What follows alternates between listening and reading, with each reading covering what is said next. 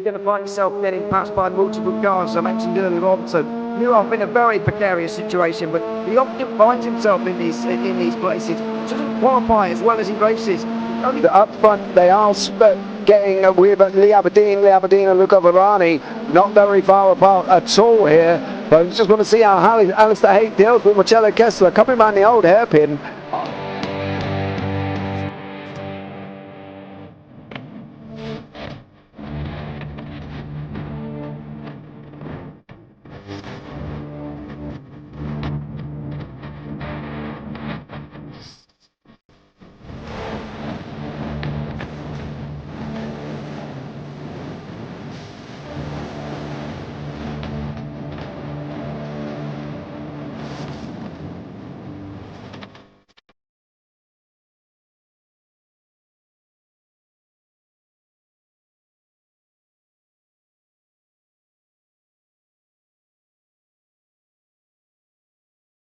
And I would say it's not the best decision they've ever made, just not having done that under the safety car, really.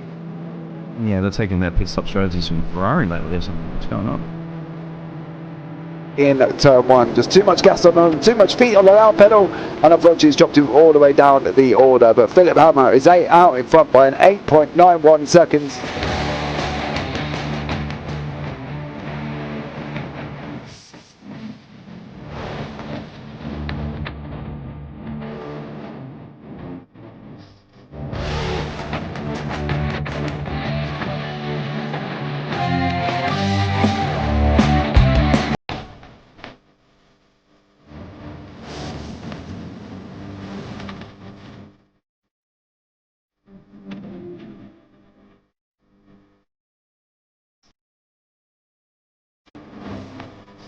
Oh, Dan Michael is a wall there, sir.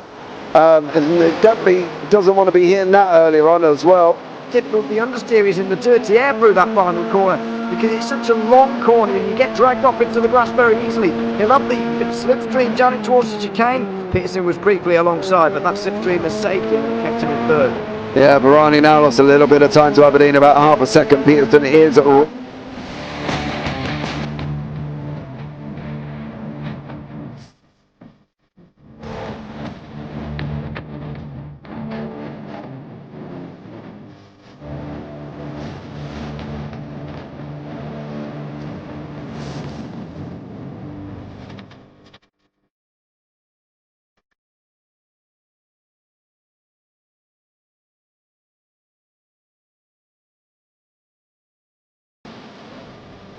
Pike's pushed more and forward up ahead.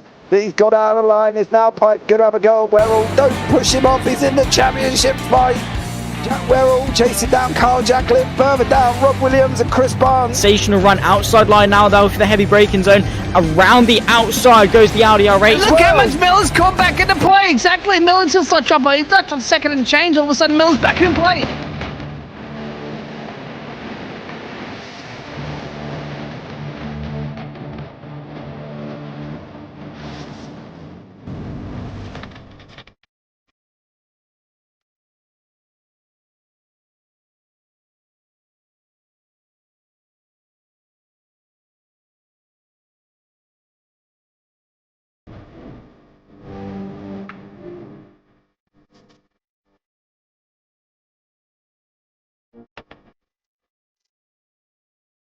Moving on to the back end of Bill Jocelyn. So there's been a lot of movers and shakers in this first 2 laps here for race. Absolutely serious racing league. Everybody's a lot of fun. Yeah, it's all about the entertainment. So I hope everybody is enjoying themselves out there in the chat. We know that Ron is been enjoying himself watching. The Burger King machine's off into the grass a little bit there. Is that really bunching up now?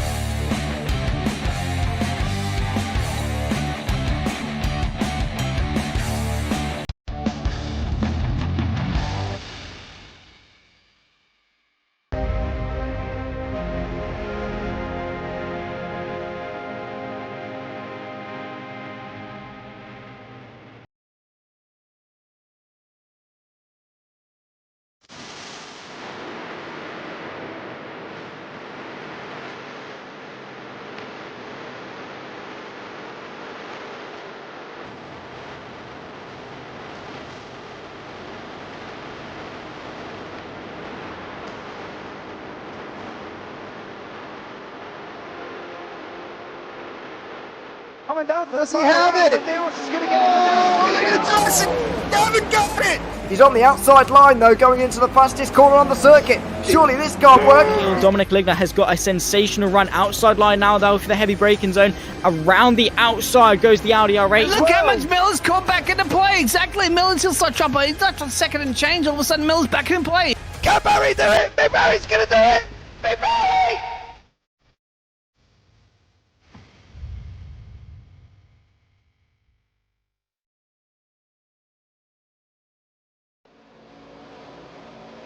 Good evening and welcome to the Triple Bypass, the Sugar Shack 70, sponsored by Dustin Barton here this evening, and we are on round 11 live from Daytona International Speedway here this evening as well. My name's James Parfitt. I'm going to be bringing you all the action alongside Chris Hannigan here, who's going to be giving us some insights into this amazing circuit. The scores on the doors currently at the moment as well are looking like this as we are on round 11. Carl Griesick, as you can see, is out in front on 410 points. Dustin Barton in second on 355. Jason Benson on 353. Al Corey on 347. In fourth, Mizak Kashishian on 338. Matt Perezzini in sixth on 298. John Campbell on 283. Justin Bentley on 274 with Mark Herzog on 257. And then in 10th place it is John Crutchley on 242. As I say, this evening is sponsored by the number 13 Dustin Barton, who has been much love to Dustin for sponsoring this evening's race. It's going to be absolutely incredible. But let's bring Chris into the booth this evening. Chris, how are you, dear sir? Yeah, good evening, James. Good evening, everybody. Welcome to Daytona, one of my favorite NASCAR tracks. It's 2.5 miles long and 31-degree banking in the corners. I think 18 in the tri-oval. It's steep enough where you will roll down if you try to go up it. So it's one of these self-cleaning racetracks we talk about in NASCAR quite a bit. Obviously, it's going to be a huge draft fest. These drivers going to get the slipstream of the car in front of them. That is the name of the game here at Daytona. Just avoid the wreck, avoid each other, be there at the end, and you'll have a good day. Yeah, we have got 70 laps here this evening as well. They've got 3 sets of tyres, 2 green, white checkers, and 1 fast repair that they can go and get done. We've had a little bit of an insight here into the fuel usage. We'll be lasting about 42 to 45 laps. So we are expecting, as long as there's no cautions here, Chris, 1 stop, I would have thought. Yeah, you'd think so. I mean, it's just from a fuel run specifically, you don't really need tires here. It's Daytona. I mean, it might give you a little bit more confidence on the exiting turn 2, exiting turn 4. But, if you're going to take the fuel, might as well get the tires to go along with it, especially if you're going to put a fuel tank in it when you pit. But, yeah, I think it's going to determine, really when the yellows come out, about when you're going to pit. I heard you say you might not think we have any. I'm going to go the opposite direction there, James. I think you might have some yellows here. Just pack racing just breeds incidents. Like if you cough the wrong direction, you're going to run into somebody because everybody's so close to each other. It always makes for exciting racing. There's a reason why it's such a popular form of NASCAR, these restrictor plate races. So, that's going to play a big part of the fuel strategy. When do the yellows come out? How far do you stretch it? Obviously you want to keep the car out there as long as you can before that yellow flag comes out. We've got a tight race up top in the championship too between Gretsch, Barton, and Benson. They're all really right there on top of each other. The gap was shortened, after last week. But here we go into qualifying, trying to put down your lap and just get your good starting spot. Yeah, well, hopefully they will. And are we looking at one of them things, though, Chris, where we sit back and say, pole, not so important? Or are we thinking, Daytona, you've got to be on pole here to be able to make it work? I'm not going to say you got to be on pole, but I'm one of these. I believe that, starting up front gives you a better opportunity no matter where you're at. I mean, Daytona is the most likely place, I guess, where you would, or Daytona and Talladega, to be fair, right, would be the restrictor plate race. It's going to shuffle everybody. It's probably a less disadvantage if you're at the back here than there is an advantage of being at the front, if that makes sense. Because you can usually work your way up pretty well.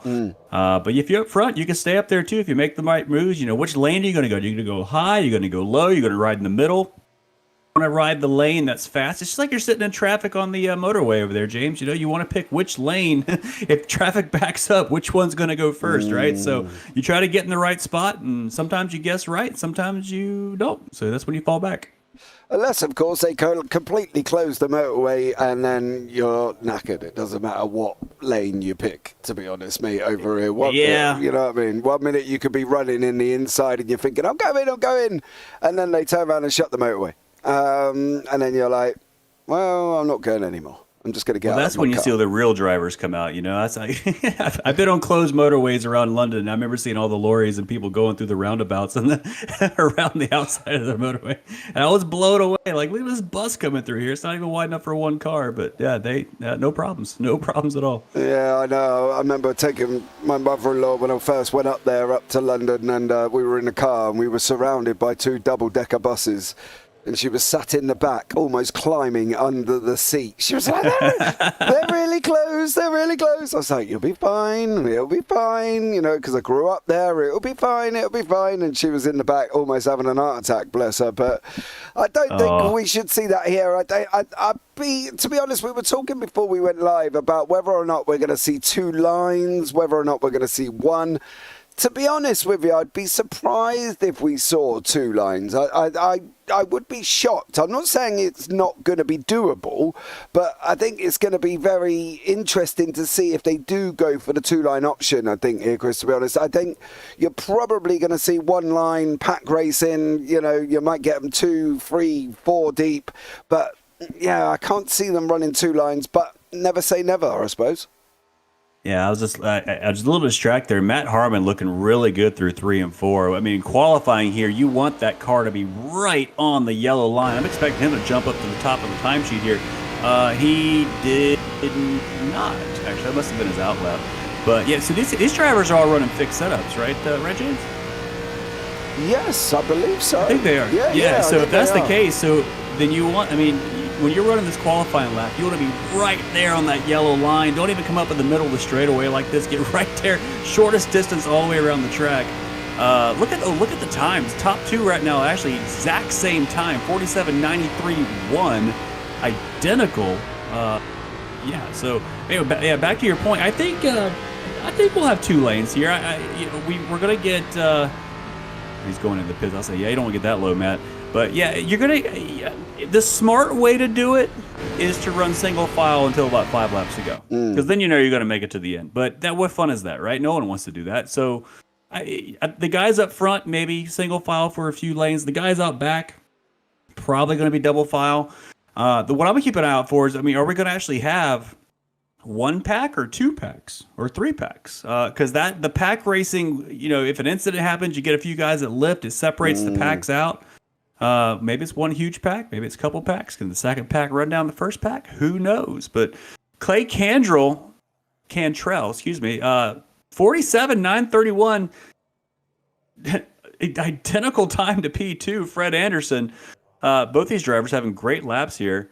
Zach Roethlisberger in P3, Mark Pertzig in P4, Jason Benson in P5. Your championship leader down in P6. Quite used to seeing him down that far of the standings. Yeah, I don't know if I'm worried or if I'm not, to be honest. I've watched so many NASCAR races where we had one the other day where the guy at the back nearly come through and took the whole win. You know, so normally I would sit here and be like, oh, he's down there, but I just find with NASCAR that there's such an opportunity to move your way through the field.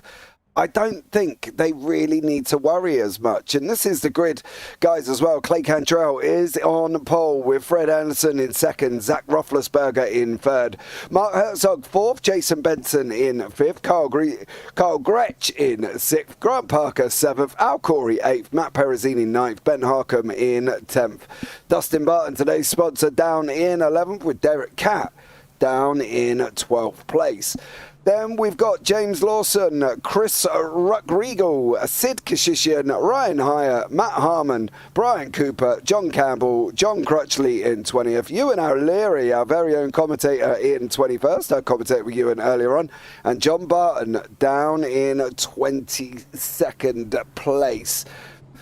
You know, I think when we think of Daytona, you know, as a kid, for me, Daytona was an arcade machine. You know, there was the one in the corner that always used to shout at me when I walked in the arcade, where it used to go, Daytona! Daytona! Yeah, and that was the thing for me. You know, you drove around Daytona, you had some iconic drivers next to you, and you were like, yeah, I feel like I'm doing this. I feel like I'm driving. And then you realize that you're just slow. I had a moment of nostalgia, man. So I just got back from a trip, or actually earlier today. I don't know if you have Dave & Buster's over there in the UK, but basically it's a big indoor arcade that serves food and beer. And they had a line of Daytona USA machines, probably seven or eight deep on the wall, all linked to each other. And you walk up to them and guess what they're singing? Yep. Daytona. So it still exists. It's still there. And I was fighting all my urges to hop on that thing and drive it, but no one was there to race with me besides my kids. And they know I'm way too competitive to let them have any fun with that. So, but the, what's going on here? Ooh, the number 8. Pole sitter didn't get away there. Yeah, he's just, okay, he's going now. Thankfully, nobody ran in the back of him there. But yeah, I mean, so Daytona, it's got an interesting history in sim racing, and I'm going to just open the encyclopedia for a second, because it's going to be a long lap to get around. But, you know, when the NASCAR games first started coming out, you know, iRacing's was built by the old Sierra Papyrus team, and when they first made NASCAR 1, they pretty much had every track except Daytona. They couldn't get a license for it because of the Daytona USA license that was held. So it wasn't until, I think, NASCAR, I don't know, 2000-something, 1999 or something, that they finally got Daytona into the game. And it was one of those big milestone moments for sim racing, and now it's so normal. But I was part of the crew that we didn't have Daytona for a long, long time. So there's still that element. It's just kind of a special track to sim race on for me. But yeah, I mean, I've been in races here in person in real life. I obviously the sports car track with the Rolex 24 and all the rest that happens here as well. So much good racing here at Daytona. It is fun just to get the NASCAR out on the oval, though, and just let it rip all the way around. It's not easy, though, James. You know, I mean, it's you can drive it by yourself. It might get pretty boring, but you throw all these other cars, right? 20 cars, a few inches off your door, off your bumpers, both sides. You got your spotter saying car low, car high. It's all about that, like, fluid dynamic through the corner. You know, what's the guy in front of you going to do? That's going to accordion back. And I love Daytona. It's a great track, and I can't wait to watch this race tonight. Yeah, I think we are going to be up and running. The pace car lights are off. We are going to be green here as well. 2 lanes you can see currently at the moment. How long will that stand for? Well, time will tell. These drivers are coming across.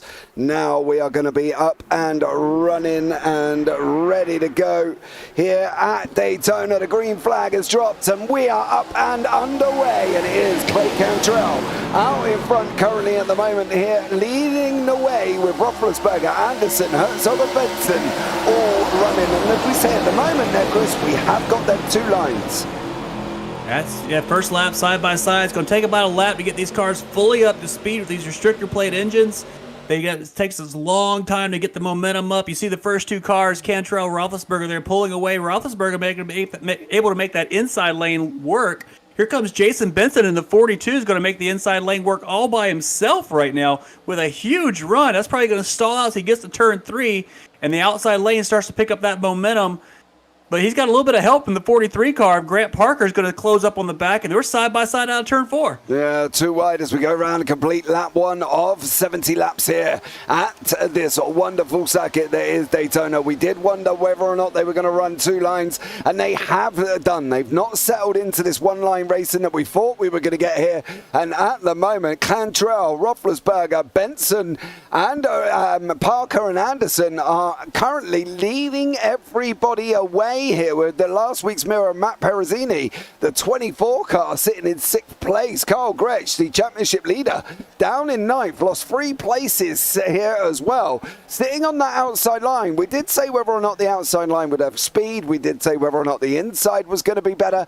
We also talked at length about the aerodynamics of this car. We did sit there and say 2 might be okay, 3 cars in a pack you probably can get away with, 4 maybe, but it just seems that if everybody hooks up together here, both lines are running exactly the same pace. Yeah, right now it looks very even, inside, outside lane. You see where they dive into the corner, see them all kind of washed up just a little bit. It's hard to see the track in front of you when you're on the bumper of the car in front. Now you see that outside lane starting to get some traction because a little bit of a gap open between the 42 and the 43 right there. You see how that's going to let the outside lane pull away. 43 is going to give him a little bit of a nudge right there, push him back up. That's going to make the inside lane kind of pull forward. But yeah, the outside lane looking really good here, just being really patient, kind of biding their time. That's the key at this point. You want to click off some laps. You got 3 out of 70 completed. You got a long way to go. You're going to be sweating here before too long. But yeah, I mean, if everybody can kind of just mind their manners, stay in their lane, I bet they can click off a few laps here quite easily. But yeah, just look at you see when they dive into the corners, kind of the cars kind of scatter a little bit. There's different reaction times with the drivers. Inside lanes get a little bit of momentum, but you probably see coming out of the corner here, that outside lane is going to start to pull forward a little bit. Outside lane definitely got a little bit more organization with it between Cantrell and Roethlisberger there. Look how close they are. You see, you kind of break the gap there going into the corner so he doesn't actually turn them. The closer these cars are together, typically the faster they will go because of the way the draft works. You take the car behind will actually take air off the back of the car in front. But the challenge is, like you were mentioning earlier, you should get 3-4 cars back. If something happens to that first car, by the time the 4th car reacts, it's an accident. There's so much speed difference there. So you want to leave a little bit of a gap. That's the way to do it. I think the top line here, the first 3 cars, about perfect. That's what you want to do. Just about a half a tire's width or a tire's width in between each one. Close up on the straightaway. Give them a little bit of nudge. Push them along. You see the gap between the 42 and the 43 on the bottom gets a little bit bigger through the corners. They're losing that time on the straightaway. I think it looks like Cantrell and Roethlisberger really like running that top lane, but they have the option with the gap that they're coming out of 1 and 2. I mean, they could drop down to that bottom lane, but as soon as they do that, you're going to see that outside lane hook up, really starting to move forward there with, I believe that's Parker, and I can't see the numbers over there, but yeah, the 3rd and 4th car in that upper lane will really get a big run there if they did that. So watch the gap they get off of turn 2 here on the top lane, and you'll see him start to. Well, that time, look how much the better the 42 and the 43 were organized going through the corner that time. You see, they didn't get the run because the gap was closer on the bottom. So it's a lot of mind games at racing like this. There's a lot of back and forth and kind of chess movement going on between the drivers, but. I mean, right now, everybody being super patient, super clean, giving each other room, not really pushing through the corners. And that's going to let them just keep running without having a big accident. Yeah, they've already dropped off Dustin Barton and Christian Rodrigo at the back there, unfortunately, the 21 and 22. That's something else we talked about as well. Did you want to run in the pack? Could you run it on your own? And clearly, the 21 and 22 are showing us that it's just not possible when you're running in such an extensive field. We've got 22 cars on the circuit. They're running 2 lines, the 42 and 43 of Benson and also Parker are doing a great job with Perezzini tucked up behind them. They're keeping that outside line honest, and it's not just a draft in front of you that you can get off these cars as well. The side draft is important. It plays its part as well. They're starting to get a little bit squirrely coming off the exit of 3 before they go across the start-finish line, but they're locking back in again. And as you say, it's only going to take the likes of Roethlisberger or Anderson or Parker to have a moment in that mid-pack, that 3rd, 4th, 5th place, and then the rest of the field's going to follow because of just how close they actually are. Yeah, look how close Cantrell is going down to the bottom out of turn 2.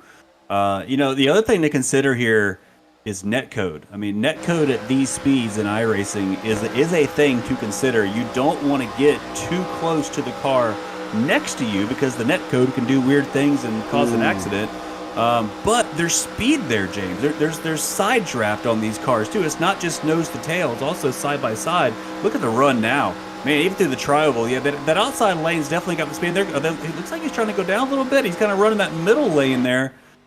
That's interesting. Not really coming all the way down, but just enough to kind of get the middle lane or at least the lower lane, a little bit of a side draft. But I'm keeping an eye on like the 95 and the 57 right now, because those are the two cars that are showing the patience right now. You see, I mean, Roethlisberger's basically pushing, and now the 95 is pushing as well. That's where the speed's out, like we talked about. Push him into the straightaway, kind of rub the brake a little bit or let off the throttle just a little bit going in so you don't push him through the corner.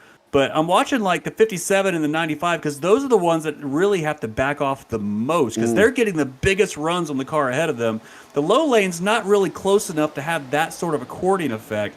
But I saw a few laps ago, like, Herzig in the 57 there really get close to the car in front of him, and that, when you're 4 cars deep, nose to tail, that's when things can go south very quickly. But it's anybody's race right now. Even Crutchley and even the last 2 cars in 21-25. Or 21-22, those 2 cars are not out of the race yet. They're still running by themselves back there. I think Ewan might be back there as well. No, Ewan's on P17. I'm sorry. He's just sitting there at the back is our very own Ewan O'Leary, who commentated with me earlier on. He has jumped in for some Gen 4s and is sitting just tucked in behind the 117 of John Campbell, using... that's a good spot to be. I mean, that's what I'm saying. It's not a bad strat on these tracks to run in the back. Maybe run the second groove, second pack of cars, because if something happens in the lead pack, hopefully you get slowed down and there's no one there to run you over, and you survive and you keep on racing. It's kind of a survival strategy, but yeah, right now everybody's being fairly patient. First 2 cars, you see those 2 not running nose to tail, 42, 43, leaving a little bit of a gap there. You see the 95 dropping back just a little bit. Herzig there in the 57s drop back even more, but I'll tell you, with someone who's being super patient here too is your championship leader there, Kyle Gretsch, running 5th place up on the outside lane there, probably P9 after the total, but he's showing a lot of patience, not really pushing the 57. He knows how this game works. You don't want to push everybody, just clicking off laps. But I will tell you, the outside lane in the middle of a pack is a scary place to be, because if anything happens in front of you, guess where those cars are going to go? They're going to go right up the track, and you got nowhere to go. The wall on one side and a car on the inside. So I think that's probably the better position for the likes of Cat, Hansen, Harmon, Hyatt, Campbell. They've got time to react, haven't they? If anything happens coming out of a turn, they've got that opportunity to duck down onto the tarmac on the inside, or they've got space to move.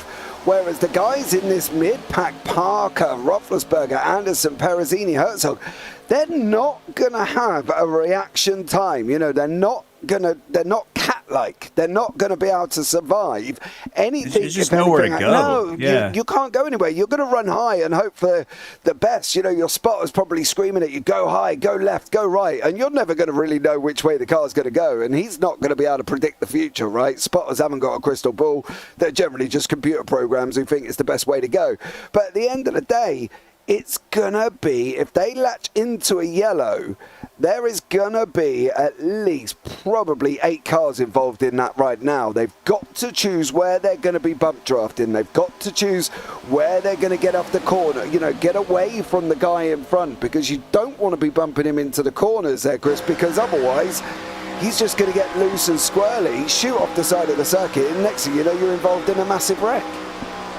Yeah, it's really no safe place to be in this track right now. I mean, I would prefer to be on the bottom lane just for the points that you said. You got more room to maneuver down there, but the top lane does have some speeds as this nose cam gets all up in the rear business of the car in front right there. But yeah, there you go. I mean, that's the name of the game. You want to push when it's safe to push. This is what these drivers do. I love the look of these Gen 4 cars, man. I love these so much better than the new cars these days, but don't touch them in the tri-oval. That's a risky place to do it, but yeah, let's see him get a little bit of disorganization there going through there, but give a little bit of bump going into turn 1 right there. You get a nice look at that motor pushing hard, and everybody being fair. This is so close in the corner to be doing that. So close, so risky.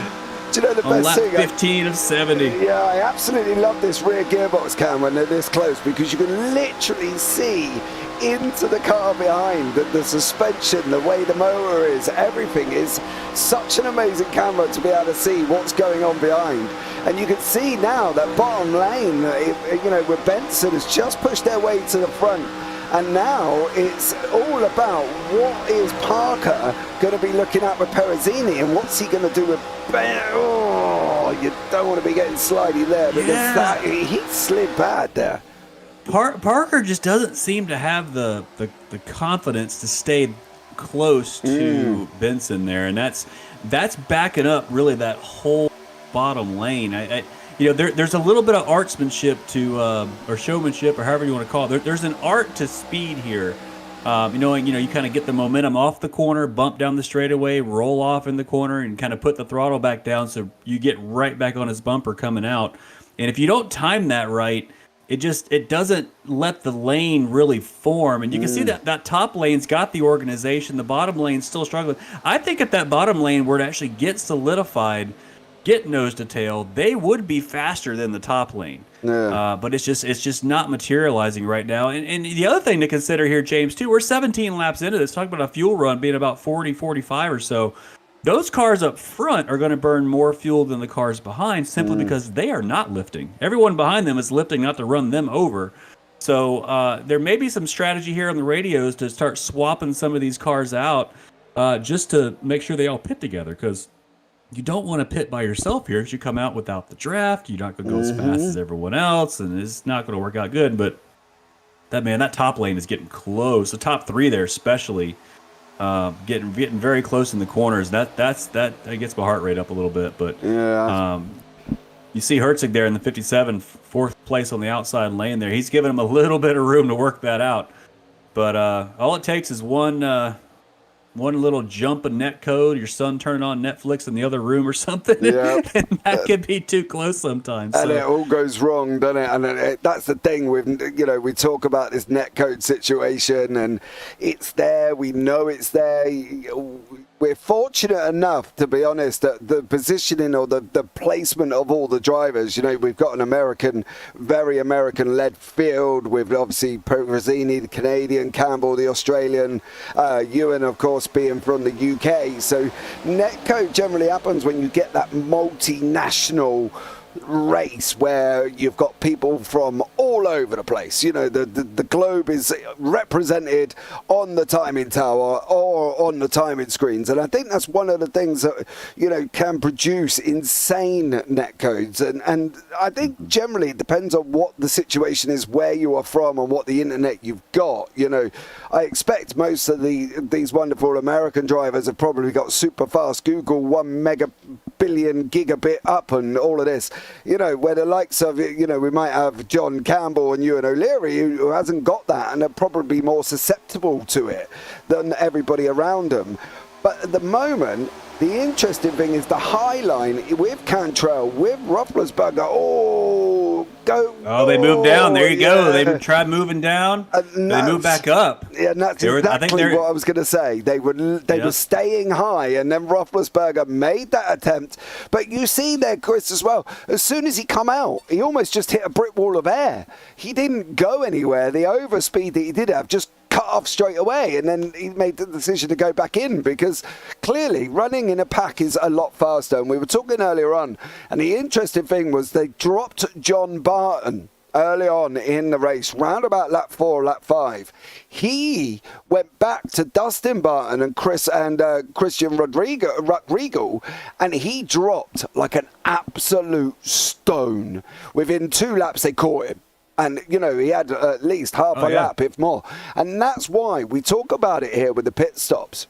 How important is it that you make an attempt to go in with somebody, but you don't want to go in with 6 or 7 drivers, because it's going to slow you down. You want to kind of pick who you're going to go in with. And, that's not always easy when you don't know what other people are doing. No, this is getting interesting up front here, James. I've noticed Cantrell is moving down out of the corners now. And you're seeing, there's a mental layer to this too. You get so close in turn 4 there. There's a mental layer. Just watch where they go into the corner. The lead cars will go in online, and then as the more cars go in behind them, they go in higher and higher and higher. And it's that kind of delayed accordion effect. So the 2 drivers will go in first. Now watch everybody behind. They go in and they'll kind of drift up a little bit off that yellow line or up. And that's just that kind of delayed accordion turn-in point. And I got pretty nervous the last lap or two because everyone was, both lines had their momentum kind of killed a little bit, and everybody was right on top of each other. And that's when accidents can happen. Man, that upper lane is just getting so close. But you saw every time Cantrell came down to the bottom of the track, that bottom lane just got a surge of speed because it gave it gave Benson there in the 42 a little bit of that draft, and now they're running that bottom lane. And the third place car, 95, Fred Anderson there again, trying to keep up with the first two cars in front of him. That's what causes accidents, James. You really you want to stay in your lane. If the guy in front of you goes to the bottom, let him go to the bottom. If you try to keep up with him, that's especially 3-4 cars back. That's when it's really going to get bad. You see the Herzig there in the 45 or excuse me, the 57 has dropped way back. Inside lane's got to reform here a little bit. I wouldn't be surprised if those first two cars, maybe even 95, might even drop down here. If he gets a big run, I got a feeling cars like Perezzuni in the 24 there are probably getting a little impatient. Maybe Kyle Gretsch getting a little impatient, want to start moving to the front. They're going to look at which one of these lanes is moving faster, and it is the upper lane. But I think that bottom lane, look at the 24 kind of peeking inside there. I think that bottom lane can get some speed if you can get the right drivers down there to tighten up a little bit and carry that speed. That's it, isn't it? It's carrying that speed together. When Perezzini links up and sit on the back end of Parker, and Parker sits on the end of Benson, you can see the speed difference. You can see there, they closed it up physically, and now they're right up again with Cantrell. It's only when they go a little bit where there isn't that help from the two behind, and that's when it brings in Cantrell and Roethlisberger to allow them to drop down. That bottom line have got to be communicating to a point where they sit back and go, right, we need to go forward, because if you allow Cantrell and Roethlisberger and also the 95 of Anderson to start breaking away from you, you can go back very, very quickly, and we've seen it already with Dustin Barton, how fast he went back in to Christian Rodrigo and John Barton at the back there. So they've got to not allow him out. I'm waiting for the 95 to drop down. If I'm in that 95 car, I'm dropping down to the bottom lane right now to get in front of that lead pack and push me past the two cars in front. Looks like he's content running third place right there. Oh, big Mobile 1 car there. Got a little bit squirrely off turn 4. But, maybe even Herzig here in the 57. Let's see if he dives to the bottom. That bottom lane just doesn't have any speed right now. And the upper lane, the top lane, is just going to keep pulling away. But, this is the kind of thing you got to do. You got to look for that opportunity to switch lanes, gain positions. The way the first two cars are kind of dropping down half a lane gets me nervous every time they do it. But we got a car run up the middle here. Look at Matt Harmon. Says, I'm tired of waiting. I'm going now. I'm gonna take the middle lane here. He's gonna make it 3 wide up the middle. There's speed there, James. If you can stay off the trouble. He's still trying to save it, and he did. Wow. Okay. So that was a lot of that was very close to being a huge wreck there. Yeah. But there's speed in that middle lane, James, because you're getting the slipstream from both lanes, especially when they're unorganized like this. You get the speed off both. It just takes some courage to do it. And you saw a little bit of. I think everybody's being super cautious right there, especially the inside lane, kind of dipping down on the apron there. But there's nothing wrong with the move. That is a Daytona move to make. And I think you're starting to see some of these drivers, 5-6 cars back here, starting to get a little impatient. But John Campbell here with Ewan. Is that Ewan? Oh yeah. So these two now they've kind of lost that lead pack. They've got to get nose to tail and get right back up. They got to stay on each other, or they're going to lose this pack. So, and it'll be do or die moment for these drivers. You cannot be running side by side. You got to stay on that bottom lane and keep that nose to tail. And just trying. They're slowly catching up here a little bit. They're picking them off. From Ewan's point of view, he's got to sit in behind Campbell. He's run with Campbell throughout the majority of to be honest, all of the first 28 laps, right? So from his point of view, just use Campbell like an absolute draft machine. Sit there, save your fuel, see how you get on, catch back up to the pack.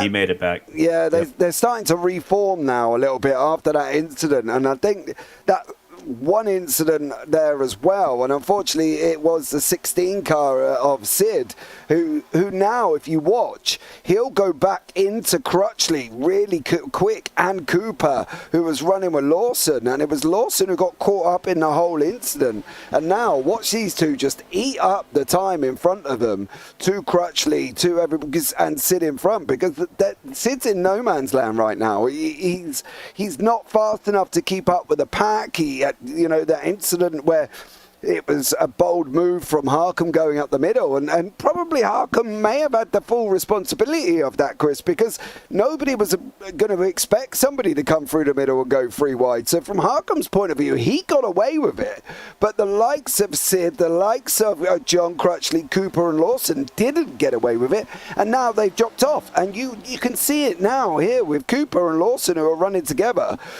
Crutchley's not too far away here, so they're picking him up very, very quickly. And if I was Crutchley, to be honest, I would let them pick me up and sit in the pack with them, because you've got to try and do something, haven't you, to try and catch back up again?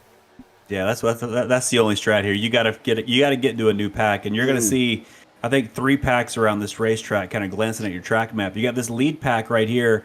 You got the second pack, which is going to be forming here with the 3 drivers you just mentioned, Leary, Sid, and Crutchley. They're going to form a second pack here. And then you got that third pack going across the start-finish line now, who, by the way, are slowly losing time to this lead pack here, running about half a second slower a lap. So it'll be, about pit stop time before they finally catch them. But, again, fuel strategy, if you are expecting this to go green all the way, there is a valid strat to go ahead and do the undercut at Daytona, because you can get in and out of the pits in about the same amount of time as it takes to go around this massive 2.5-mile track. So pitting early is okay to do if you have a buddy to do it with. If you go out there by yourself, it's suicide. It's not going to work. But if you pit now, you're right about that 39 laps. You don't need to pit anymore. This is your pit stop, and if the yellow comes out, everybody else pits. Guess what happened? You go right to the front, but you got to get a partner for it. So communication's working now. You see the drivers, by the way, a little more air between them all here. I think they all kind of, maybe they're working the voice comms a little bit more, not really concentrating and trying to focus on other things, to get the tires unchecked in the black box. Not quite as sweaty right now as it has been. Might be getting ready to see some pit stops here. Yeah, within the next probably 10 laps, I think they're going to start coming through. Sid is just losing time. He's leaking time like a leaky sink in your kitchen at the moment, and he's going to be up with Crutchley, Cooper and Lawson very, very quickly. Rodrigo Barton and Dustin Barton, of course, we want to give a big shout out to Dustin Barton, who is sponsoring today's event here from Daytona, and what an event to sponsor. So thank you so much to Dustin Barton for making this possible with us here in the booth. Sid now, he's getting eaten. It's 3.7. It was 5 very, very quickly. Mr. O'Leary is managing to hang on, but he's got to keep up with Campbell, because you start going back as the gap that he's got at the moment, and he's going to be very quickly into that pack with Sid and Crutchley and Cooper and Lawson. So Mr. O'Leary at the moment, you've got to try and get back onto the pack and get onto John Campbell's bumper once more. These leaders are now 33.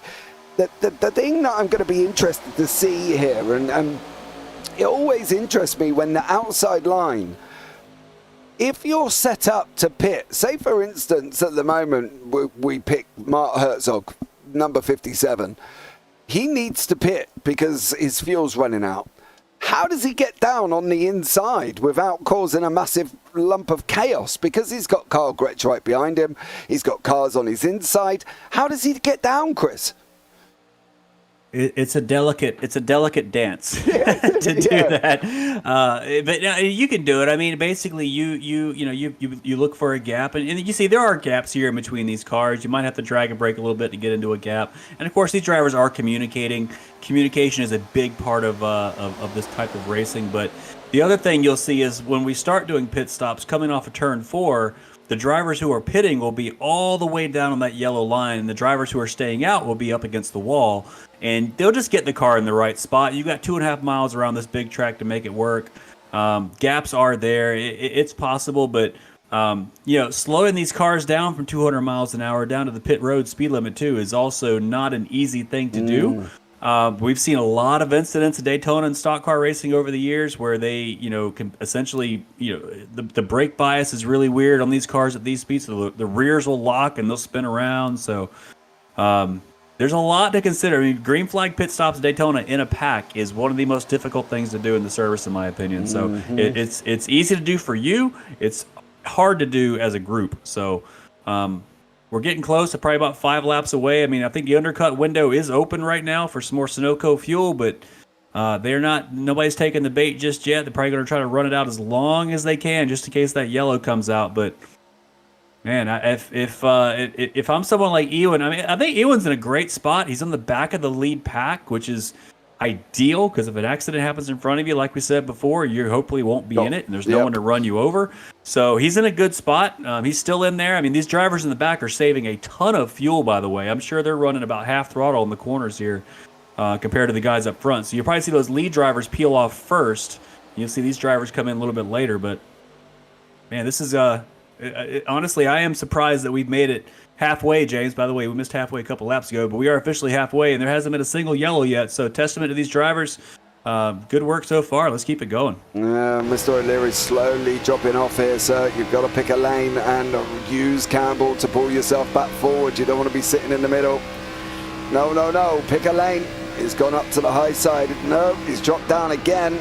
He's caught back up once more, using his noddle there and using the draft of the two to help him get back on to where he was. The likes of Carl Gretsch in the middle.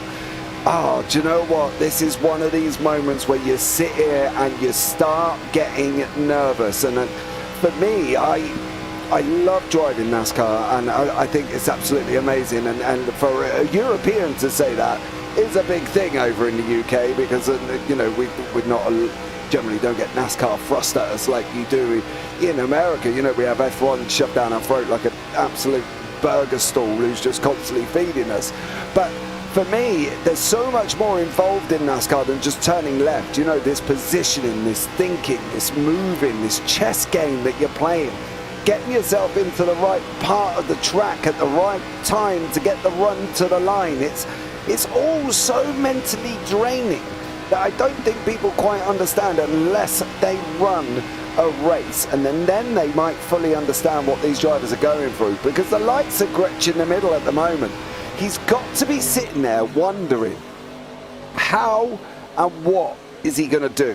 What is he going to do right now if in about 3 laps he needs to go down into a pit stop? It's going to be a difficult maneuver. As you say, it can be done by dragging a brake and slotting in and talking and all the other stuff that they've got available to them here.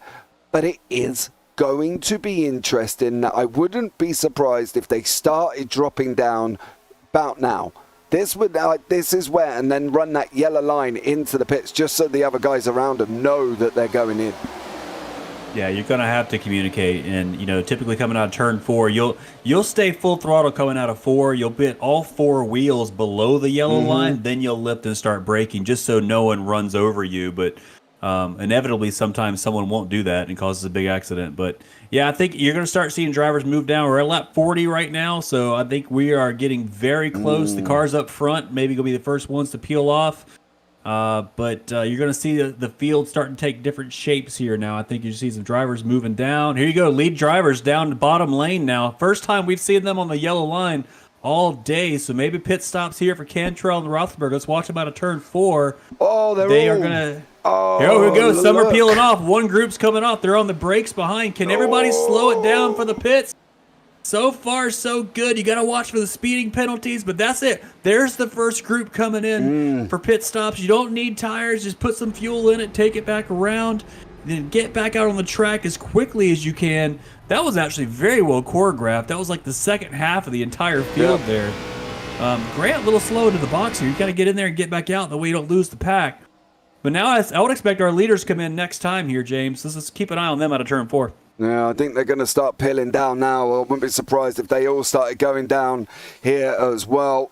You know, you can see Gretsch and Herzog have dropped down to the inside. They've left a three-car train. O'Leary slots back in as well. He took the nose away there from the car behind, and now we've still got this lead pack going, and they're coming out right behind the pack that they've just, sorry, the pack that went in have come out right in front of the lead pack. The likes of Harmon is still coming out of that pit lane, and now Cantrell and the whole pack here, Chris, are just going to run these over. They're already up to speed. They're already moving, and you can see on board with Cantrell, he's just picking them off one by one. There goes Campbell, because he's running with nobody. They've come out at such a bad point that they... Oh, yellow flag.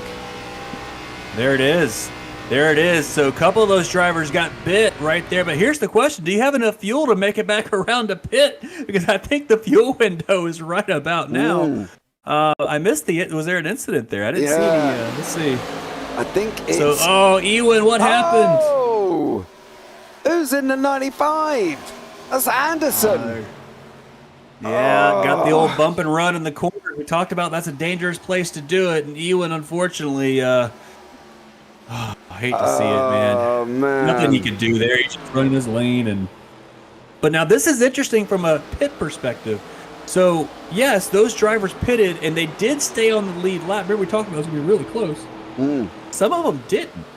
A couple of them, like you said, I think you said it was Anderson and was it maybe Cat, I believe? Both those drivers went a lap down to the leader there, but they might get a wave around. I think Lucky Dog's in effect here. So. Yeah, it is. Come on. But that was going to work out fantastic for our lead pack. They're going to get to pit under yellow. But those drivers that did make pit stops should be able to take the lead now. Yeah, it'd be interesting to see from O'Leary's, like you can see here with Anderson. You know, we've talked about not bumping in a corner and not doing anything crazy, but you can see the amount of pressure that he puts onto O'Leary's right-hand side, and he just goes left. I mean, he's moving he's moving left to right up the track. I mean that's just. I'm sure it wasn't intentional, but that's what causes accidents, right? So, hopefully Ewan can get the car repaired, get a fresh set of tires on there, and get back in this race. Hate to see it. But pit stops are now underway, James. Lead pack is in. Yeah, just bear with us one moment while the timing software stops having a little bit of a moment, which it is having at the moment, as it won't go back to live pictures, which is a little bit more frustrating for me to try and deal with here. So give us 2 seconds while we try and sort these wonderful technical issues out that we do love. It's usually smart to radio that you're going to make a stop. Yeah, I think that's definitely what they need to do here, as we're going to try and get back up to the lead where they are currently at the moment. Just bear with. I do apologise for doing this, but unfortunately the timing software is not going back to live pictures, which is not an ideal scenario for us. So just bear with, and we will get it sorted out here as well.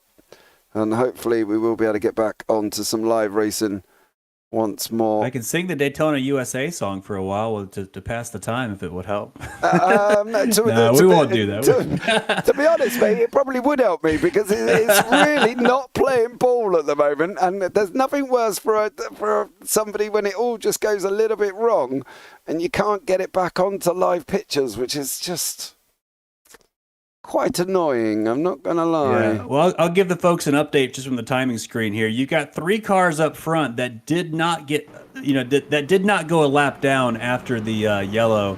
That's going to be Matt Perizuni, Al Corey, and Jason Benson. All 3 of those drivers now running 1, 2, 3. They pitted, got out quick enough to not go a lap down, and then you've got Cantrell, Roethlisberger, Gretsch. Gretsch, by the way, taking a lot of positions there under the pit stop, able to get in his stall and out of his stall very quickly. That's going to move him up probably about 5 or 6 spots on the track. Unfortunately, the drivers that pitted and went a lap down include John Campbell, Matt Harmon, and Grant Parker. John Campbell returning to the pits again, by the way. I know he's not. No, he's doing the old fake. Yeah, but, he drove right near the pit lane, and the old-timers software was like, oh, he's going in. No, he's not. So I think John Campbell got the wave around there, so he's going to put him back on the lead lap. But unfortunately, Maybe Matt Harmon did as well. I see him going to go around the track now in P21. But yeah, so a few of those drivers unfortunately just got cycled out with the yellow flag there. But new race leader, the 24 car, being patient worked out. Let's see how this reshuffles thing. I mean, like, so how can Cantrell work not being the lead car? Can he push the 45? How can the 45 work out actually being the lead car now? The 24 cars up front, is the bottom lane going to be quicker than the top lane now? I mean, it's completely changed the formula of how these cars go fast. 25 laps to go, James. Yep. 25 laps already. You know, we've gone 45. First caution here, and you know, I did say to you I wouldn't be surprised if these guys run green before we even go anywhere. And literally for one caution out of a 70-lap race, the only thing we're slightly worried about now as well is what we talk about when caution breeds cautions, and we kind of don't want that kind of scenario where we end up just leaking cautions. The pace car lights are out. We are going to be back underway. This caution benefited the people who basically just took a free pit stop because they were under caution already. And the first group that went in early on lap 40, including Perezzini, Corey and Benson, it worked out because they got out in front here.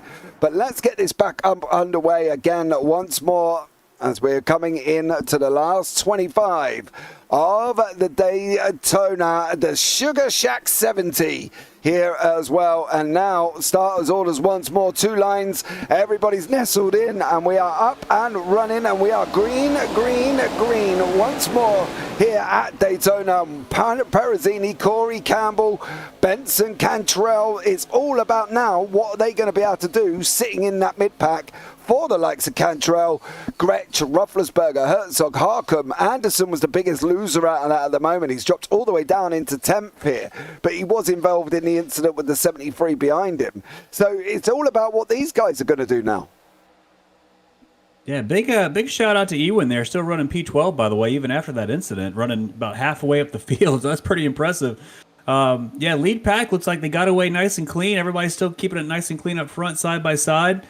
And you see the 24 car. Actually, Perezzini did not get a good lunch there. I apologize. He's actually dropped quite a far back. That top lane really moving. Looks like Al Corey moved to the bottom lane. That's going to put Clay Cantrell right back in his sweet spot. But look who's running P2, your championship leader, quietly sneaking his way to the front, getting it done through the pit stops. That's going to be Kyle Gretsch right on the outside. Well, that 45 car, look at the speed of the bottom lane. There you go. 45 is getting pushed now by Perezzini in the 24. Let's see how this works out. You see how tight the bottom lane is now compared to what the top lane is?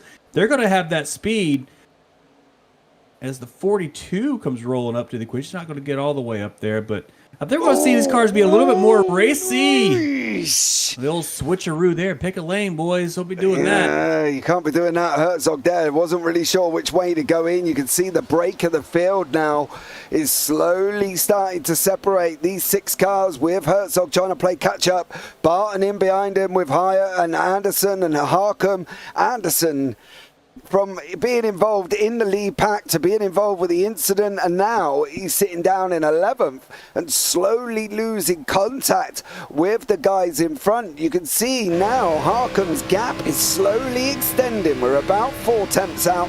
He's got to try and get himself back on that pack again, because otherwise all of these drivers behind are just going to get hung out like my wife hanging out dirty washing here on the line, and they're just going to drop back and back and back. They've got to get themselves organised, and they've got to try and get back onto this lead pack again. You know, there is gaps, but there's not massive gaps here, Chris. And now for O'Leary hanging on to Cat. He's got to push Cat. The guys trying to push each other around the outside as well. It's all cat and mouse now, isn't it? This is the chest, the kind of the area now with 22 to go where you are playing chess. And this is it now, isn't it?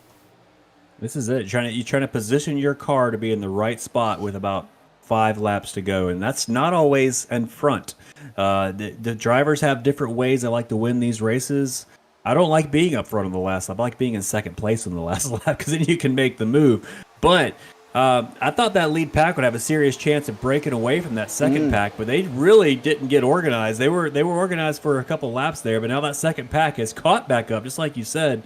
We are back to side by side, 5 cars, 6 cars deep in some places, 7 cars, and we're back to that pack racing that we saw. But we got different people up front. Well, Cantrell's up there, but you also got Al Corey up there, which is good to see. Al Corey running the inside lane on the 45. Cantrell still running that upper lane.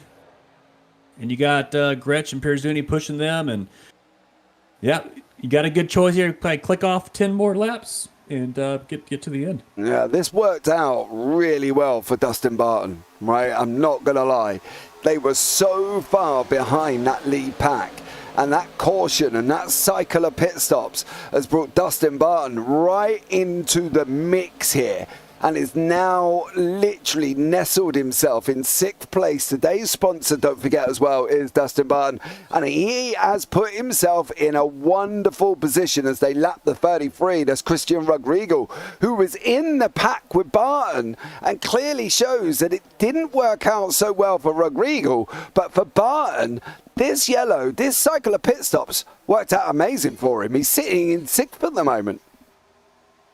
Yeah, that shows you got to if you're going to make pit stops on the green, you got to hit all your marks, get in and out, or else you're going to be in a position, unfortunately, like Christian back there. But the field made it through nice and clean. That can be a challenge sometimes. The slow car comes through, but yeah, I mean, at this point, you're clicking off laps. I mean, if you're in the top 3 or 4 lines there, you're probably staying where you're at. I think back to about where maybe Herzog is there in that 57 car.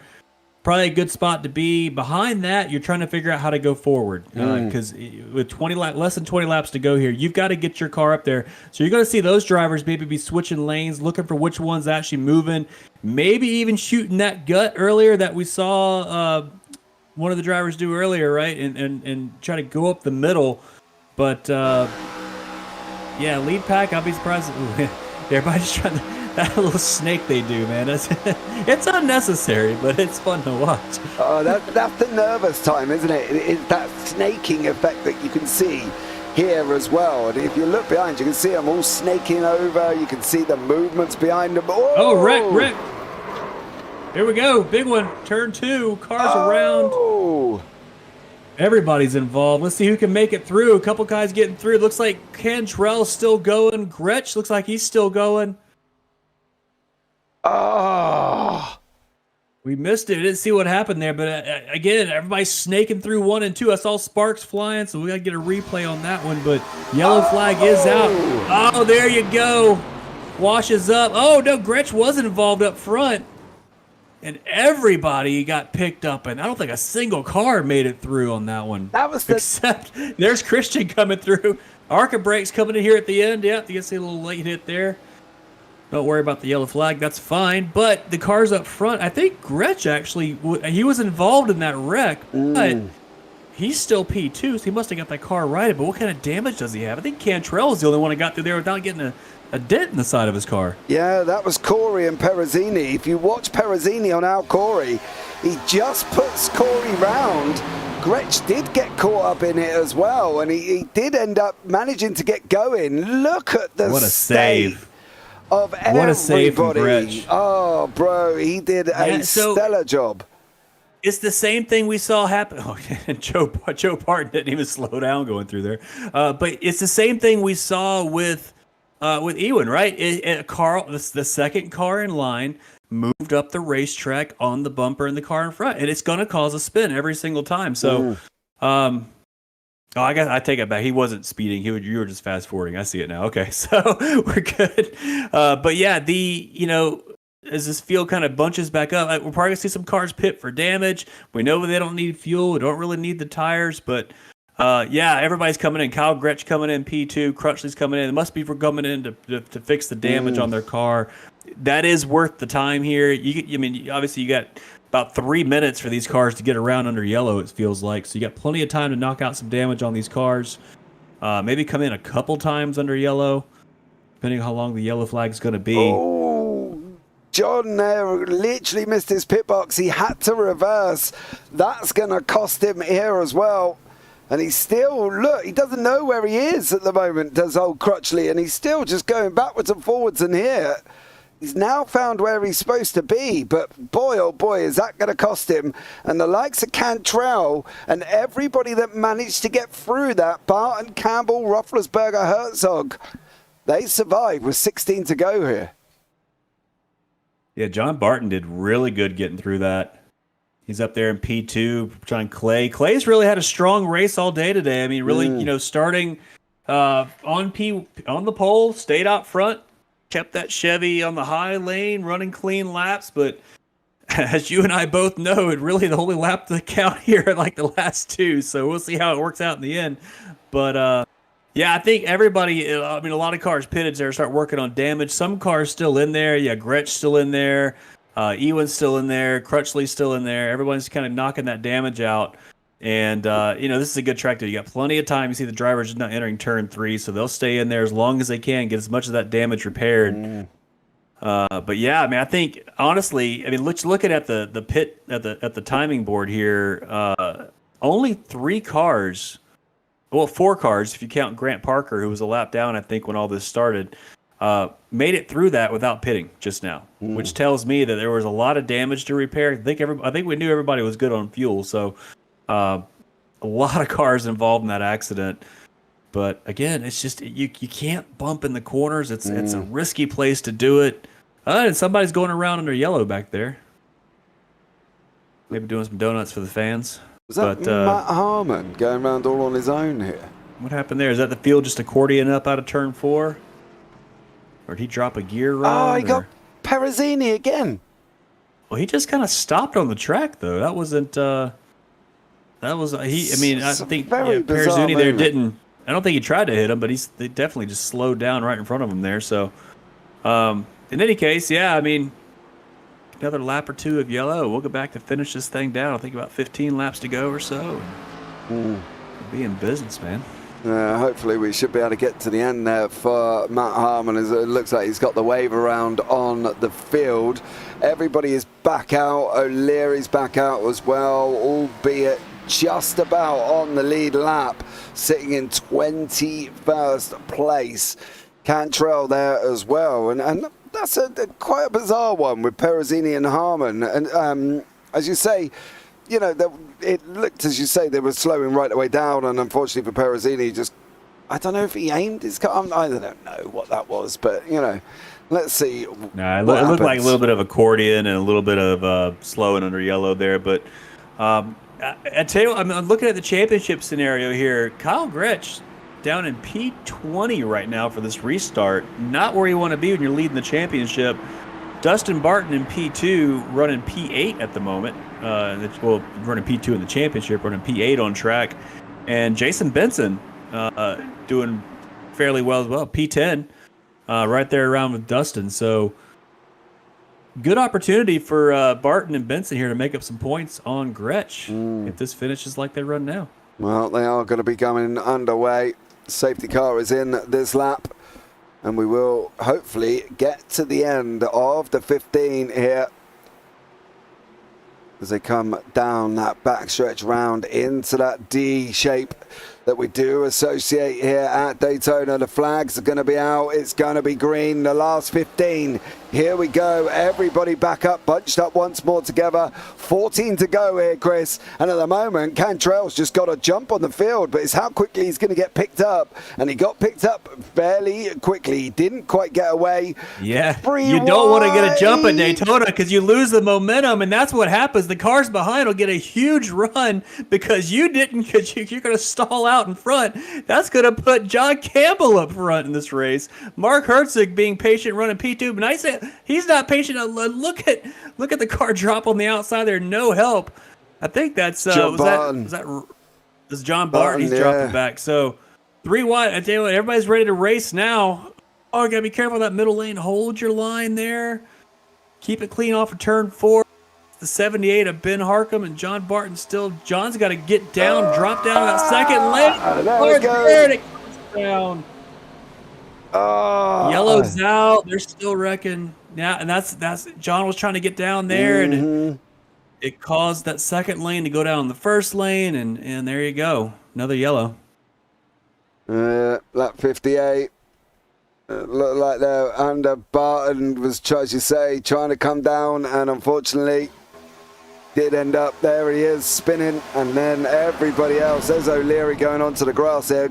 You know, the best evasive action that we've said about, didn't we? We said that earlier on as well, Chris, that if it's going to happen, the likes of O'Leary, who are not too close, does end up getting away, and he did end up getting away with it there as well. Jason Benson was the one that got turned round there on lap 58. So yeah, Jason was in a bad spot there, kind of running the high lane under Barton, and he was just trying to stay out of Barton, but then he ran over the car underneath him, and just unfortunately, that's how it works here. So it's tough. You don't always know when you have a lane open inside of you. I mean, it spotter may stay clear, but it's not always 100% correct. You got to use your mirrors. Oh, your championship leader there, dude. And now he tried. He did everything right. He was down and below the apron, and unfortunately, just sliding ran car into a car. Yeah. There's nothing you can do there, man. No, so Field's going to bunch up here on the back stretch, boys. Roll your brakes down. Throttle back. Yeah. It's still coming in here, aren't they? So I think they're just trying to organise where everybody is. I think that middle field at the time that yellow went out was obviously a little bit mumble-jumbled, and people are just trying to get back into their rightful positions. As you can see, Benson looks like he's going to be heading into the pit lane there as well. I wouldn't be surprised if there was damage on that car, and I got a funny feeling he should maybe have to tuck in here, but we didn't quite get to the end there. Ria's asked in YouTube, is that the move on the super speedway? Pit till the safety car is close, pull out in front to stay on the lead lap, then dive back in. If the track's big enough and you can pull it off, absolutely. Daytona's a track you can do it. If you're at a shorter track where the trick is you got to get back out in front of the pack. If it's a small track like Martinsville or Bristol, then absolutely not, because when you pit, they're going to lap you by the time you get back out. So it's like the road course stretch. It's like an undercut on the road course, but you got to hit your mark. You saw that 3 drivers did it earlier, got back out, stayed on the lead lap, and took the lead of this race. I mean, sorry, I got to look at Matt Perezzini's one of those drivers. John Campbell is one of those drivers.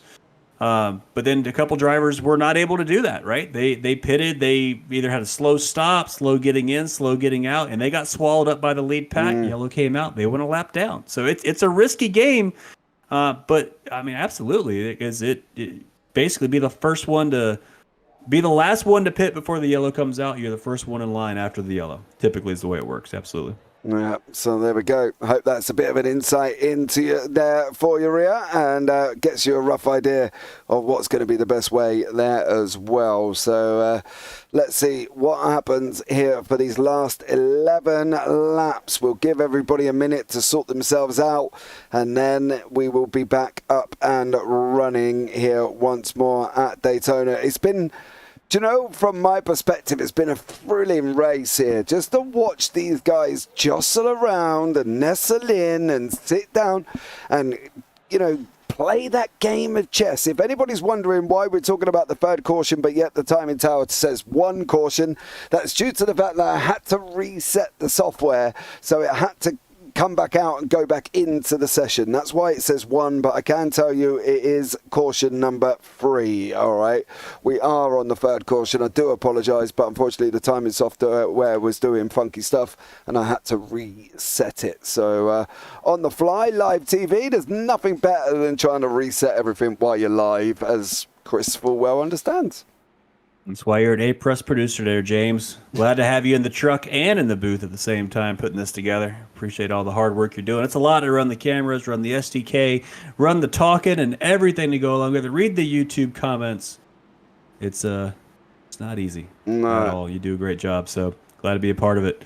I think we're about to double up here. Going to have 10 laps to go now. It'd be 9 laps to go on the restart. We do get green-white checkers here, I believe, so it will have to finish. We'll have to take the white flag under green. We've got 2. Okay. 2 GWCs. 2 to work with. 2 to Might work use with. them all here, I bet you, too. So we'll see how it works out. Yeah, exactly. And I think I'm hoping they don't, right? But they were so clean for so long. You know, we had caution 1 on lap 4, and then we didn't get the next one till 53. You know, these guys went 49 laps without any form of incident. So, you know, I'm hoping that these 10 don't just caution, GWC going over in yellow. You know, you don't want to go over on a safety car because that's just not a good ending to a race. So I'm sure these guys will sort it out. They have been fairly clean, as I say, for the majority of this race, 49 laps, in fact. You know, and I've been involved and I've seen races where they're you know, we've spent probably 60-75% of the race under caution. So these guys are doing a great job here. If you sat back now, Chris, and said, right, my money is on, whose name would you put with it? I've been watching Mark Herzig in the 57 all night. He's in a good spot, that low lane, second person in line. That's about where I would want to be. But man, Clay Cantrell has been strong all night. He's back up there with Roethlisberger. They're nose to tail like they were at the start of the race. We know those two run together very well. At this point, people are coming out to race. Gloves are off. I think it's going to be survival. Get yourself out front, stay in front of the pack, stay out of the wrecks, and get to the end. All right, well, here we go. Pace cars, you can see peeled in there. It's probably the most nice entry of a pace car, but once more we are up and running now for the final 9 here at the Sugar Shack 7E on the JPB YouTube channel, brought to you by the Triple Bypass. Yeah, I can see John Campbell. You don't want that jump, right? Remember, you don't want that because that's going to get you out in the clean air. Now watch the speed between Cantrell and the Roethlisberger hooked up on the outside. They're going to get a massive run off turn 2. Here it goes, green light. They're going to carry all that speed down the back straightaway, and they should be able to clear Campbell on the bottom line there by the time they get to turn 3. As you see Herzig jump up to the top line, he's going to follow him up there, leave Campbell out to dry on the bottom. Look at the gap. There's a gap between Cantrell and Roethlisberger. Now it's going to let that bottom lane close back up. You got to stay tight here, or it's going to let the other side get even closer if they are tight. But yeah, oh man, everybody's starting to get a little aggressive here. That bottom lane tightened up. They're going to get some speed. Sometimes 2 cars nose to tail are going to be quicker than 3 cars spread out a little bit. So you're going to see these jockeying back and forth. Mark Herzig looking very aggressive there on the outside. He looks hungry. Oh, they're so close in the middle of the corner, James. Where would you go? That's the thing. Look at them now. They are literally nose to tail. You know, we can jump on board with Dustin Barton and see what he sees. And literally, he doesn't see anything other than Campbell. You know, they've got to be getting this sorted out. I know they're coming to the end. They're going to want to take the win. It's a driver's instinct, Chris, and this is the problem they've got. They've got to try and find a way. I wouldn't be surprised if for the last 2 laps, or if we're even on the last lap, we're not running at least 3 wide round here. I would be very shocked because I'm surprised. I'm surprised you're not doing it now. I'm surprised you're not doing it now, James. That's the move. If you are if you're anywhere behind Herzig there in that 57 car, you need to go forward now, and you do that by making moves outside, inside, middle lane, whatever it is. You've got to get up there because if you're not up there, you have no shot at winning this race unless there's a huge accident in front of you, which is always possible too. But yeah, I mean, if you're not in those first 3 groups of cars right there, you got to make moves and you got to do whatever it takes. And if there's a gap in the middle, coming off turn 4, coming off turn 2, stick your nose in there. Yeah, you see everybody getting super tight now. Yeah, super squirrely there with Barton in of course, sitting in 3rd. At the moment, he got super slidey coming off the corner. You can see that snake effect all the way through the field. You've got all the way down to 15th in this pack. This is the one. This is where they've got to start looking at now. What's Herzig going to do? Campbell's being pushed along from Barton there as well. Corey's in the mix back in after being involved in the lap 53. Caution number 2 incident with Perezzini. It's all jostling. It's all chess, Chris. And now this is it. Would you be looking at sending this 3 wide? You have to at this point. If you're not, like I say, if you're not those first group of cars, you got no shot at getting up here. Let's do. Here comes Kyle Gretsch in that Napa car making a return appearance. He's going to be one of making moves. I guarantee it.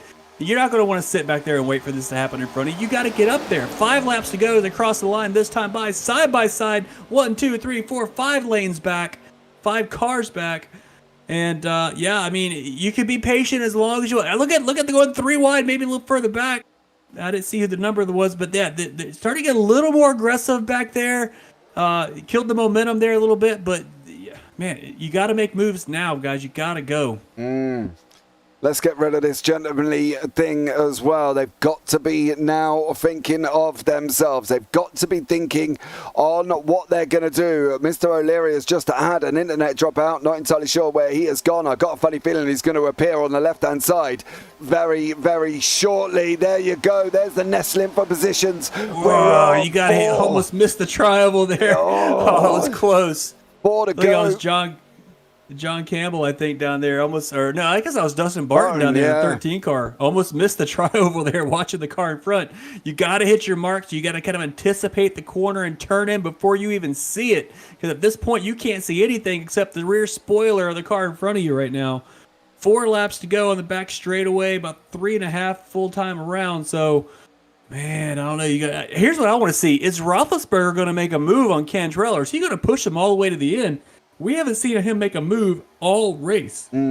He's been pushing him.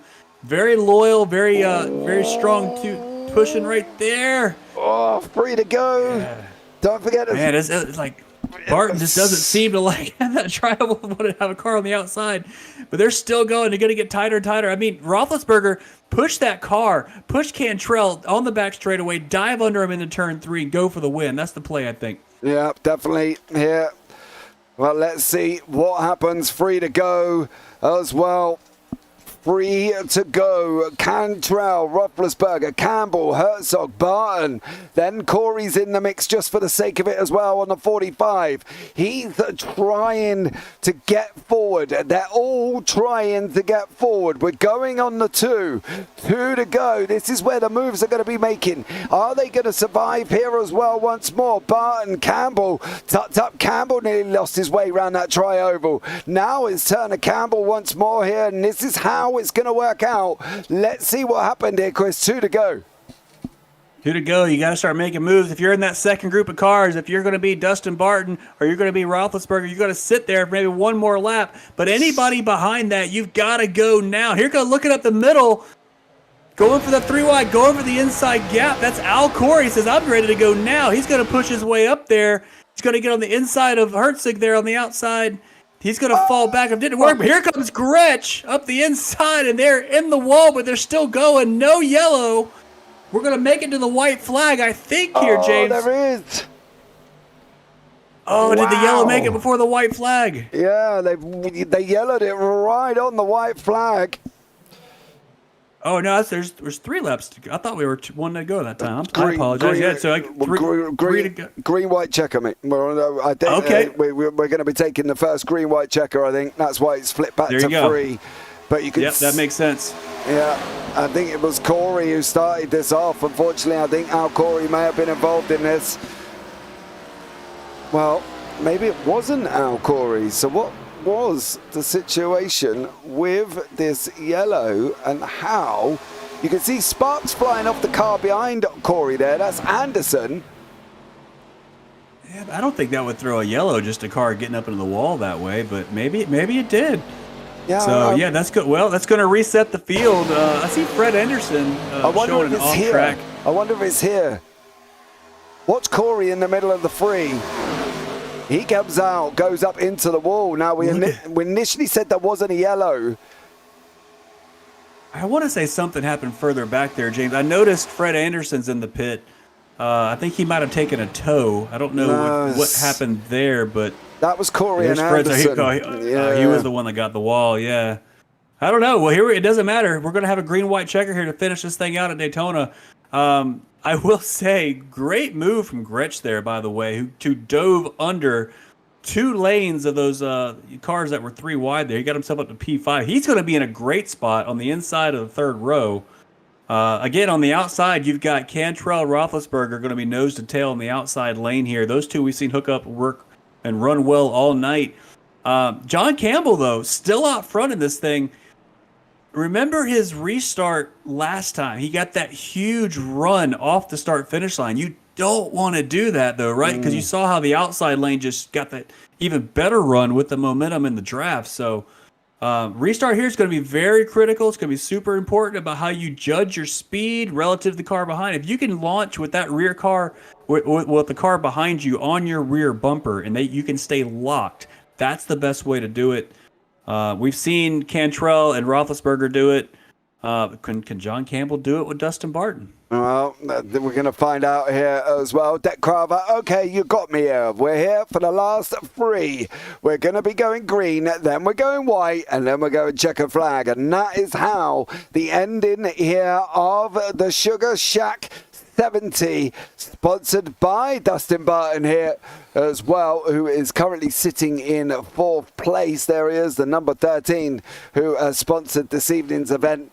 Let's see how he gets on once more with this green-white checker. The lights are on. They're going to go one more lap at least here, Chris, as well. This ending, wow, it's going to be fireworks. I think we've got a few more laps where we got to start worrying about fuel. I think that first pack of drivers, including I think John Campbell was in that first pack. They pitted around lap 40, and again with the yellow flags, I don't think fuel will be an issue here. But yeah, this is going to be exciting. I mean, you got all the key players up front. You got Dustin Barton trying to run down Gretchen the championship. They're going to be side by side going into turn 1. You've got, again, Cantrell and Roethlisberger there on the outside who have been nose to tail pretty much this entire race. Will Cantrell hang Roethlisberger out? Will Roethlisberger go for the move? I don't know. We're going to have to see. But, I mean, I think John Campbell's in a really good spot here, too, by the way. By the way, John started P19 in this race. So your point about, where do you start? Does it really matter? Yeah, there you go. Remember, the guys in front maybe better, but the guys in back, I think, have a better shot because Clay Cantrell started on the pole. He's running P2. Yeah. A little bit of everything here at Daytona, James. Yeah, absolutely. I just found out here as well that Mr. O'Leary got disqualified. He was avoiding the wreck and then got told off by iRacing's system that had him down that he was speeding in the pit lane. And then he just forgot to serve the penalty. So, O'Leary, that's unfortunate. Yeah, got DQ'd on that one as well. The pace car lights are out. You are watching Gem 4s here. Wait, what? Welcome in. Thank you so much for joining us here as well. We're on a green-white checker once more. So let's see. No, they are the Chevrolet Impalas and not the Monte Carlos. They are the Impalas here as well. So let's see what happens with 3 to go here, Chris. This ending could just be absolutely fireworks here. It's going to be all about the restart here, James. Watch Campbell. Is he going to get the lunge? And I was mistaken. Actually, Roethlisberger and Cantrell are not nose to tail. Cantrell's going to be Roethlisberger's going to the inside lane here. So it's a little bit different. Let's see if they hook it. Let's see if they find each other and make it work. But it's all about this jump. Can Campbell get a big jump? Does he want to get a big jump? Maybe he drags the brake a little bit so he stays hooked up to Roethlisberger behind. It's going to be an exciting 2 laps. Yeah, well, it definitely will be. And pace car's in. Here we go. Final part. The final time. The final run. Who's going to take it here? 2 to go. This is it now. They're already, Jocelyn Barton's already running alongside the 93 of Roethlisberger. And Roethlisberger got down into that inside and he's latched straight back on to the back of Campbell, which is Cantrell, which is what we said. Campbell now 2 to go. Is he a sitting duck out in front in a moment here, Chris? Is he the one that's going to get eaten up? I think so. He's going to get eaten up. And here he goes to the outside. He's got Rosberg. He's going to no help. Here comes Herzig up the inside. Unfortunately, Dustin Barton kind of got shuffled. Look at Hercom go up the middle at the 3 wide. He's bringing the championship leader with him. That's the way to do it. I told you that middle lane's the way to go. As we work through turn 4, unfortunately, Dustin Barton kind of got hip checked there coming out on the restart. He lost a lot of positions there on the restart. But look at Matt Herzig take the lead as we take the white flag. Next flag will end the race. And your championship leader running P2. Herzig's going to try to block both lanes in the turn 1. He's got the upper lane covered. That's the one that's got the speed. And he's in the wall. Yeah, no yellow. No yellow on a white flag. We are running till the end. It is now what's Gretsch and Campbell going to do. Everybody else is wrecked behind them. You can see them. The timing tower's going crazy. People dropping down. Is this going to be Campbell's? Is this going to be Gretsch's here as well? Can Campbell get a run around that tri-oval? He's going to have a go here, Chris. He's going to have a go. Campbell is having a go. He is running side by side. It's going to come down to the line. It's going to be Campbell's taking it over Gretsch. What a race. What a run by John Campbell. He did it just right. He got the run off of turn 4, got the momentum, and just put the car in the wind. There's nothing Gretsch could do, but still great run from your championship leader. Gretsch finished P2. Great win from John Campbell. Got it on the early pit stop, stayed out front, made the finish happen, got the good restart. Great win for Campbell. And what happened behind that, I think we got to go back and look. Unfortunately, Herzig got up there, was running P1, had that upper lane, and I think, if I remember right, may have been Cantrell kind of got the note. Here we go. So you're going to see the this is the this is where Herzog made his move. He runs round high, and then all of a sudden you just see him come back through like an absolute rocket, I think, as well. I think this is when they were maybe taking the yellow. Yeah, this is a little bit too far back. Was it Barton who... No, it wasn't John Barton. Sorry, bear with. I'm trying to go back here and find out where... Nope, that's too soon. That's the record. Yeah.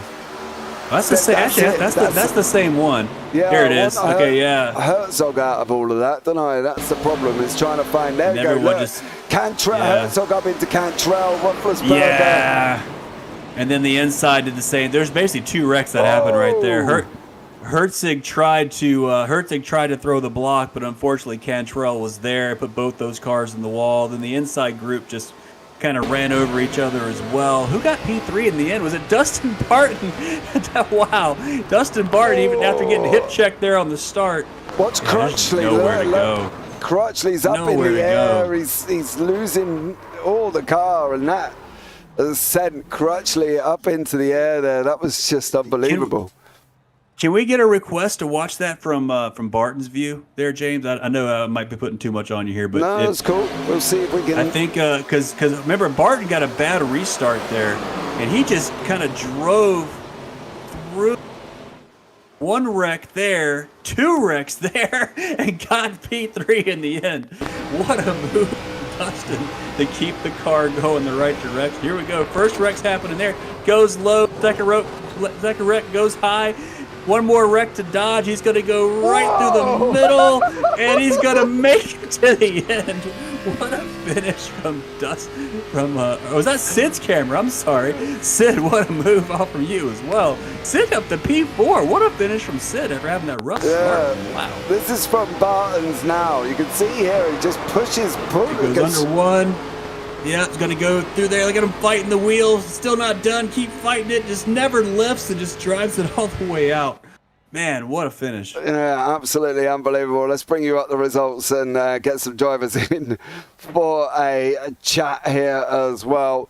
And at the moment, here are the results. John Campbell is your winner by second place there. Carl Gretsch, literally 0.003 of a second back. Dustin Barton, today's sponsor, took 3rd. Sid Kashishian in 4th. Derek Capp 5th. Brian Cooper 6th. Matt Perezzini 7th. Jason Benson in 8th. Herzog in 9th. Clay Cantrell in 10th. Zach Roethlisberger in 11th with John Barton 12th. Matt Harmon 13th. Al Corey 14th. Christian Ruck-Regal in 15th. Ben Harcum all the way down in 16th in the end. Grant Parker 17th. Riot Hyatt in 18th place.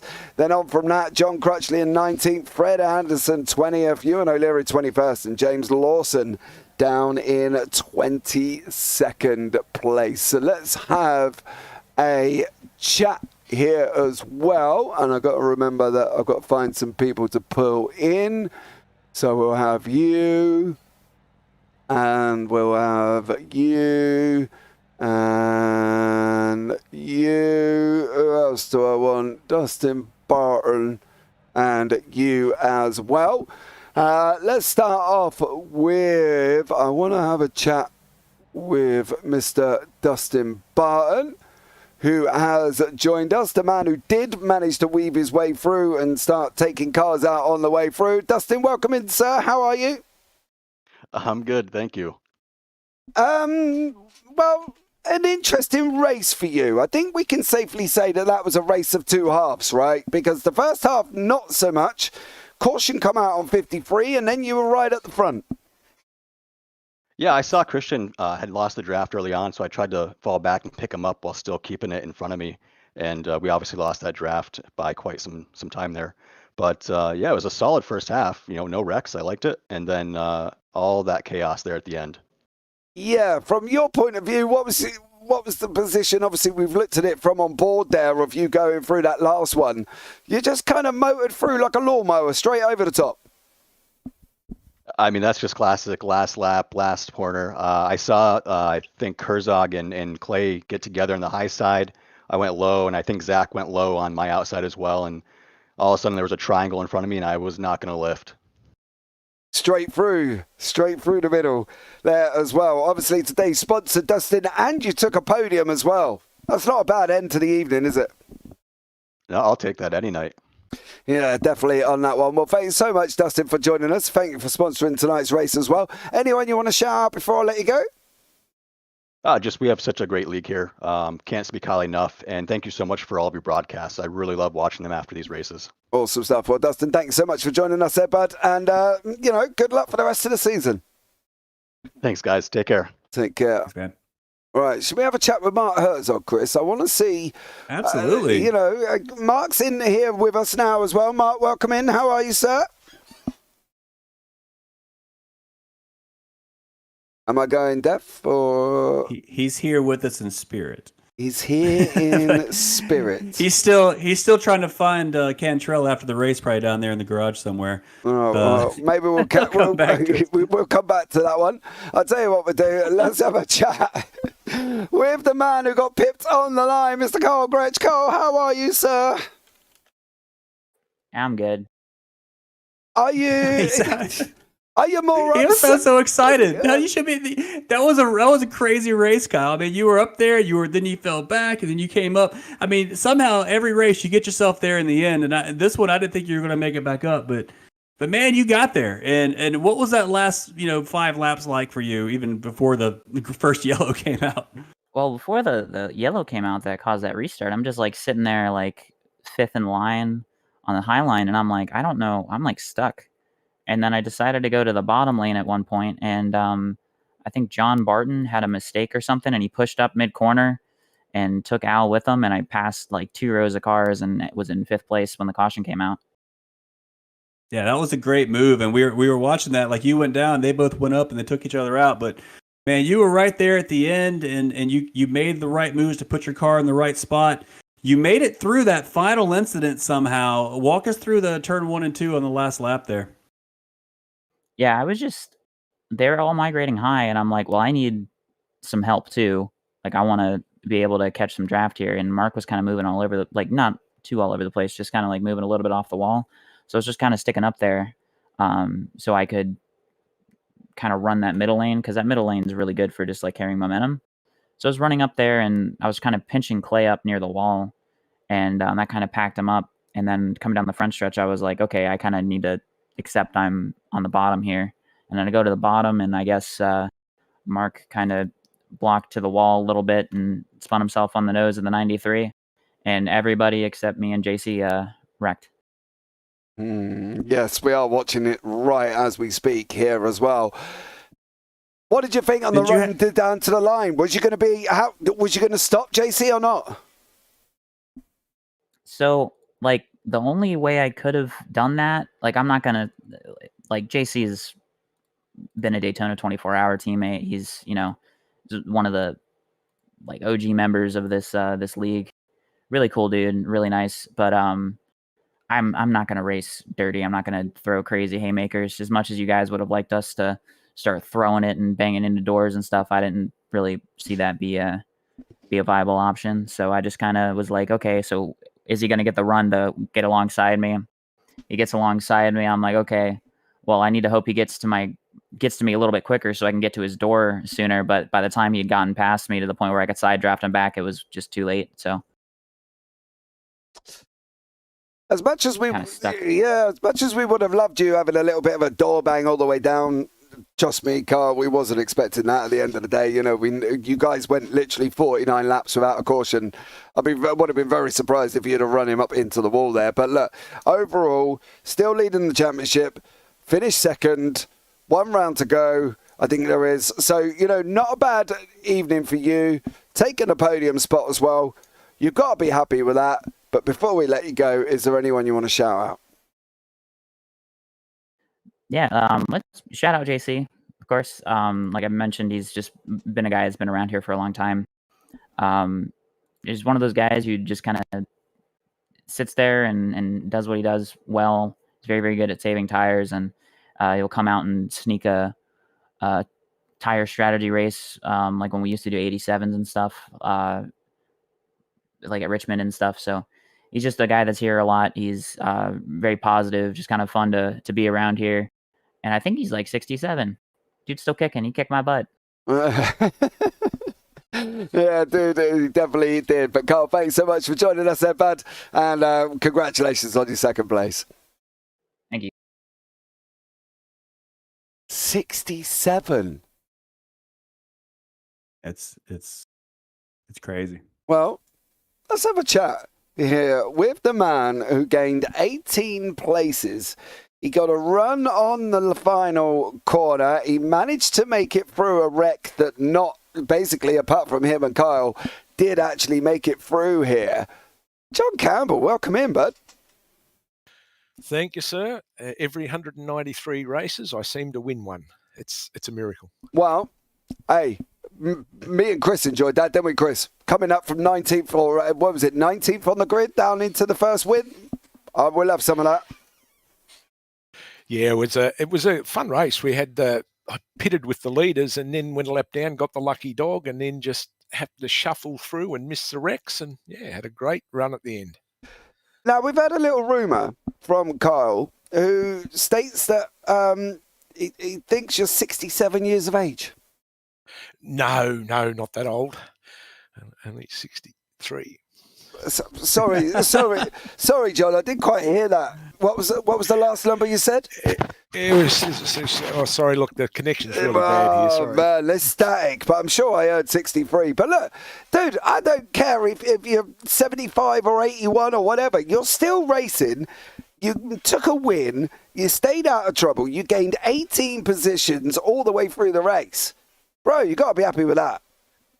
I'm wrapped. Look, I've been doing this for 24 years now, since NASCAR, 98 type of thing. And I got to say, as you get older, the reflexes do fade. And I wasn't very good then, and I'm worse now. So I'm very appreciative of any finish in a race. Thanks, guys. Well, yeah, you should be happy as well, you know what I mean? And I think you've done an absolutely stellar job. You were nice, you kept it on the racetrack, and that's one of the things that not many people managed to do at the end there. It was a huge wreck that wiped out pretty much everybody behind you. But look, you've taken a victory at Daytona, so well done for you. Is there anyone you would like to shout out before we let you go?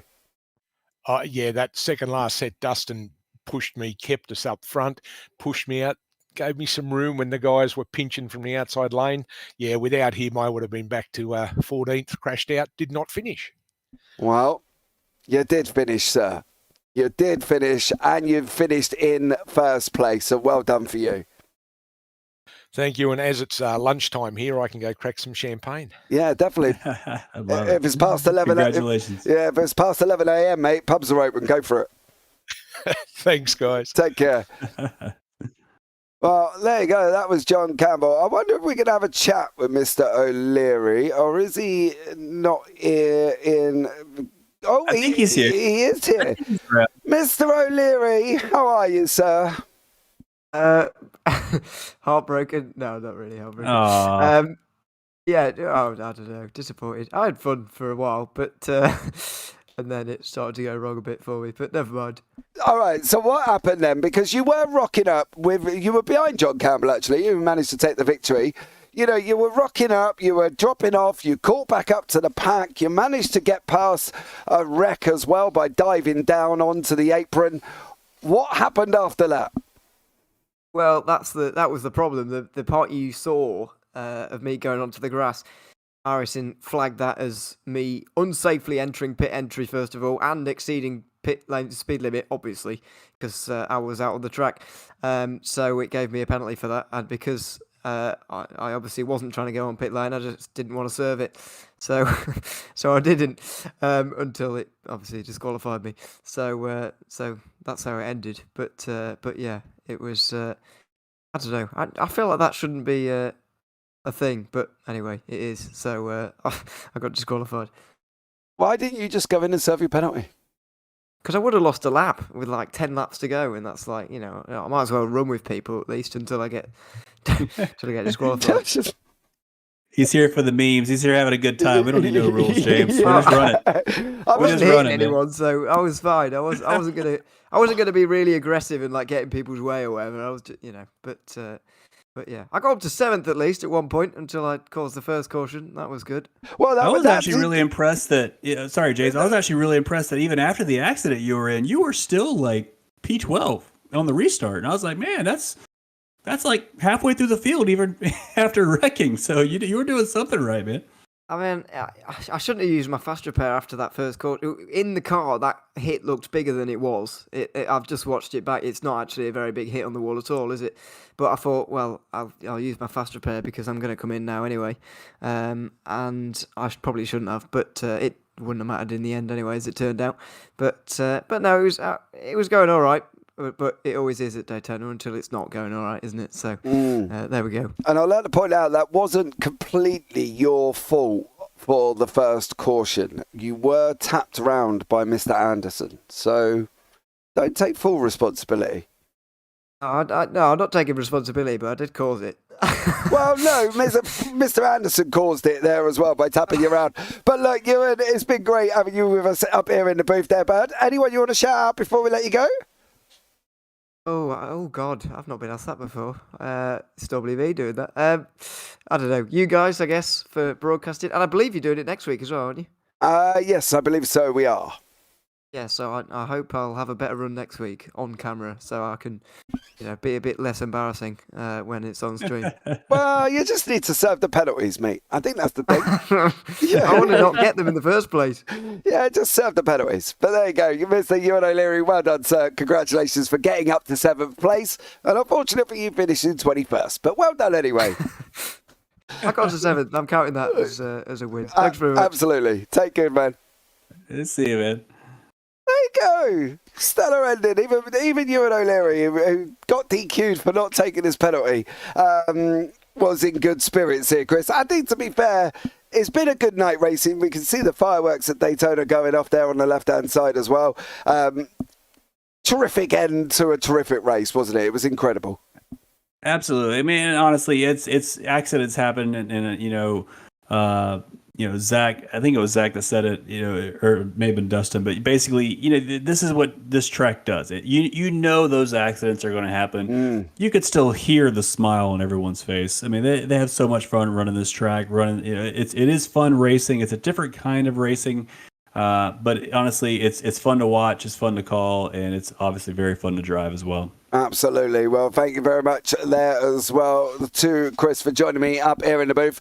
This is it. That is the end of this one. We are back, of course, tomorrow night with the JPB TCRs live from Snetterton 300. So round 3 will kick off. We've got a lot more racing coming up for you over the weekend as well. We've got no fewer than 6 broadcasts between Saturday and Sunday, one after the other on each day. So stay tuned and get yourselves involved in that one if you want to. If you want to get yourself involved in the racing, Discord links all down in the description below. You can find everything you need down there, and you can head over to www.jpbroadcasting.com for all the leagues that we do as well on a Monday, Wednesday and Friday. And then we got a new launch of the GT3s coming up as well on a Tuesday evening. But for now, guys, from myself, James Parfitt, up here in the booth, I've been in with Chris Hannigan this evening. You all take care. Have a great week. And you never know, we might see you on the track sometime. Good night.